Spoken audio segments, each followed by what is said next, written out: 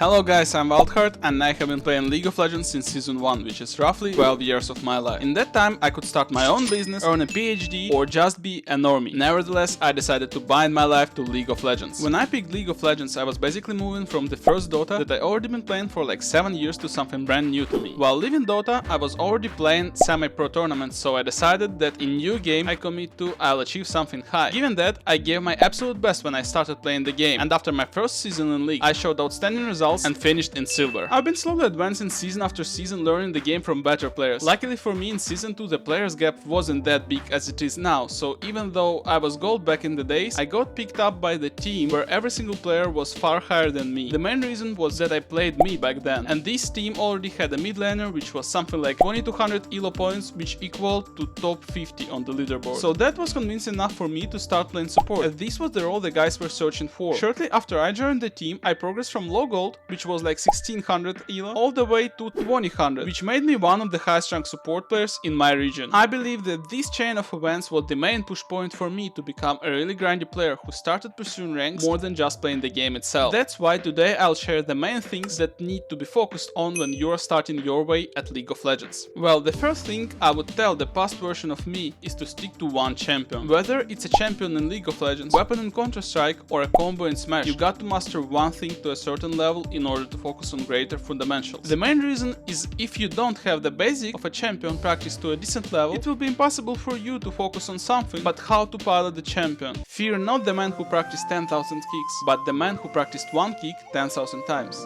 The thing is, when you're playing a champion who you are well familiar with, you don't usually think of the spells range, spells damage, cooldowns, etc., as it's all automated in your mind and your muscle memory won't let you down. Instead of thinking of how you need to use the spells, you can build small plan for what will be happening in your game during the next 30 seconds. For example, I need to push this wave as I know that the enemy jungler is starting topside, which means he's usually puffing to bot. As an ADC, you want to show the wave as fast as possible and recall to fill up your HP and mana, and get a buy so the moment when you return to the lane, wave will be bouncing back to you, which you can catch up under your turret without risking anything. When you sum it up, it turns out that there are a lot of things in the game that you can plan in almost every single moment of the game. Whether you're split pushing Yorick main who want to drag extra attention to himself so their team can get a Baron or Drake, or you're just a support player who is punishing an enemy support that face checks toward a bush. Once you select one champion to main that you're confident with and it fits what you want to do in the game, you should probably ask yourself a question: what to do next? For example, I would like to learn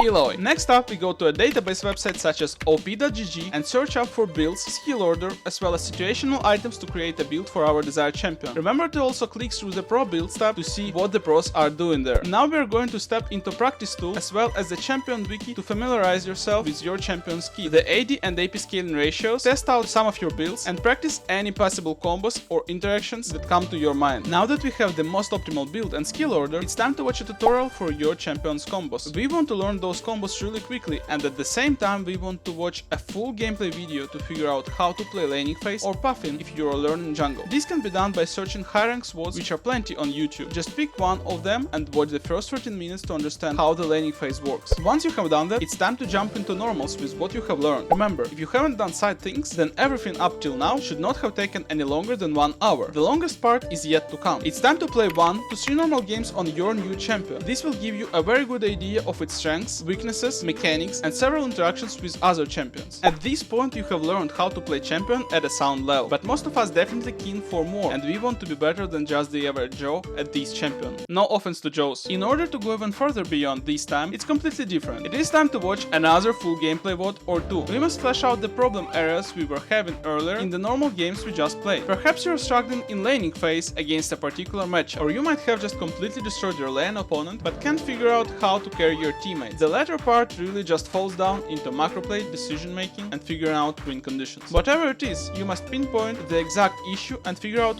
what you can do better by cross-referencing your gameplay with that of a challenger VODs found on YouTube. The best time to do this is right after playing, because that's when the game is fresh in your mind. The most difficult part in this step is self-diagnosing the problem and diligently paying close attention to every small detail in these VODs while learning them for yourself. This is also the part where coaching can come in handy. By the way, in our last last video, I was giving away a free coaching session to anyone who leaves their Discord in the comment section below the video and specifies why they deserve a session more than anyone else. I think that's a great tradition to follow, therefore this contest is applied to this video as well. The winner of a previous contest is Dimble with this comment. If you want to win, the rules are the same. You leave the comment below and I manually pick the one that I like the most. If you don't believe that you are lucky enough to win, then go ahead and book a free consultation session with me at metafight.gg to define what are the key points you need to improve at. If you are unsure how to play certain moment aggressively or passively, always try to go for aggressive plays, as this is the most natural way to understand what your champion can do in difficult scenarios. Some people call this type of playing limit testing, some people call it intentional feeding, but regardless of that, your team will always find yourself more useful if you are playing proactively than just following the stream and waiting for a miracle to happen. Some people might say that it's always better to do safe than sorry. However, in League of Legends, the best way to truly evolve your gameplay is to start playing aggressively and slowly balance it up by your previous mistakes. So this way you will include such factors as the amount of damage you can receive from an enemy champion, how quickly you can reposition yourself while fighting, how much damage the turret does within 1, 2 and 3 hits, and much more in planning your plays. By default, players who are learning the game tend to be overly passive, which later causes them to see the game in a wrong way, even when they rewatch their replays. I'm pretty sure support and ADC players will understand me the best when we speak about these topics, as it's very common to find your bot lane partner staying next to the turret responding to their Facebook messages instead of trading with the enemies or even forcing an all-in. The main advantage of aggressive playstyle at this point is an immediate feedback you receive on whether the play was right or wrong. With the passive play you will usually receive minimal to no feedback, as there basically will be nothing happening, which means you will learn nothing, and that usually translates to being hard stuck and not improving in the game. Make yourself choose an aggressive option, not because it will result in a win for the current game you are in, but because you will get an answer to your question that will then impact every future game you play.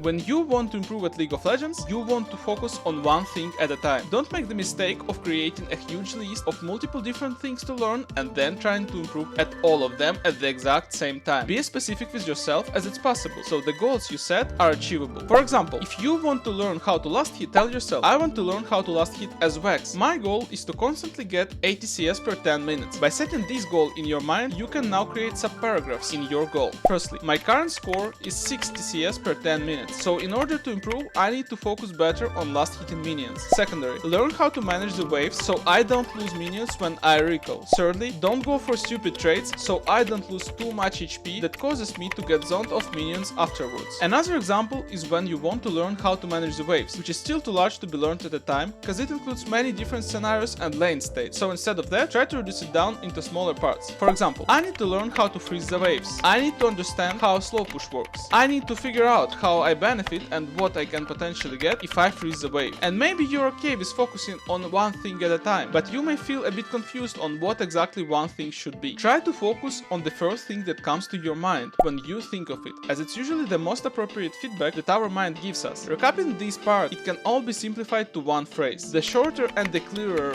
your goal is, the higher chance of you mastering it. Many people say the games are created to have fun and you have to enjoy playing the game. Well, I have a different opinion on that one. There is no fun, or there rarely is one, if you are losing the game. Winning is the main thing that drives us to improve at the game, to keep playing it, to compete with the other players at the very end. So in order to be successful with your ranked games, you have to create a strategy on how you plan to play the game. When I'm talking about the strategy, it's not only about what you do in the game, but mainly about what's happening with you and around you in real life. If you're getting distracted when that's noisy next to you, try to create conditions that you won't be distracted during your play sessions, as the game demands you to be focused. If you're limited with the playtime you have daily, then try to create a schedule or a certain amount of games you play daily. For example, when I'm trying my absolute best at grinding ranks, I limit myself to 3 losses a day. This way I have full control of my emotions during the day and I don't become too upset when losing. Currently, I'm quite limited on my time due to real life events and I limit myself to 3 games a day. Honestly, that's not too much to compete with an average player of my rank if I want to progress, but for now, I just accept it as it is. During my time as a pro player, I remember doing notes with the application called Simple Sticky Notes that I have to follow daily in my solo queue routine. It can be anything that you want to practice, as well as if you want to highlight something that you should avoid doing. So in my list, it was like 3 to 4 champions I'm confident that are strong and I can perform with. Stop playing if you are in a bad mood, dodge full AD or full AP comps, and not more than 3 losses a day. Reflecting on my time as a pro player, I would probably suggest myself to just play without ally chat, as I'm pretty sure I would have avoided many games that I lost by simply not responding to someone's someone's flame or not saying some passive aggressive shit. Another thing that doesn't happen to me too often but still happened several times to me as well as to other players when they had me on their team is absolutely random AFK. Honestly, it can be anything. You can go to P when the game is loading, which will probably cause you to AFK level 1. That will result in your team losing a 5v4 teamfight at the beginning of the game, which could have a completely different outcome if you were there. Or when you need to go, so you can pick up a food delivery right at the moment when enemy team can rush Baron and your team has to contest it. Pretty sure both of those scenarios sound familiar to you guys. But let's be real, if you want to get serious results in the game, how can you achieve those results without you being serious yourself? That's why I always say, if you guys really want to rank up, learning and understanding the game as deeply as possible is a key, but creating comfortable play conditions in real life so you can focus on what you're doing and playing every single second of the game isn't any less important. One thing that took me 2 seasons to understand is that you don't really learn the game when you're playing with your friends, unless your friends know the game much better than you do. Don't get me wrong, I have nothing against playing the game for the sake of having fun at it, but for me personally the most fun is winning ranked games, as it's the best competition game has to offer and I'm an extremely competitive person myself. Another thing that matters is that as a group of friends you usually tend to switch modes you play from time to time, which at the end of the day distorts your perception of the champions in the competitive modes like blind pick,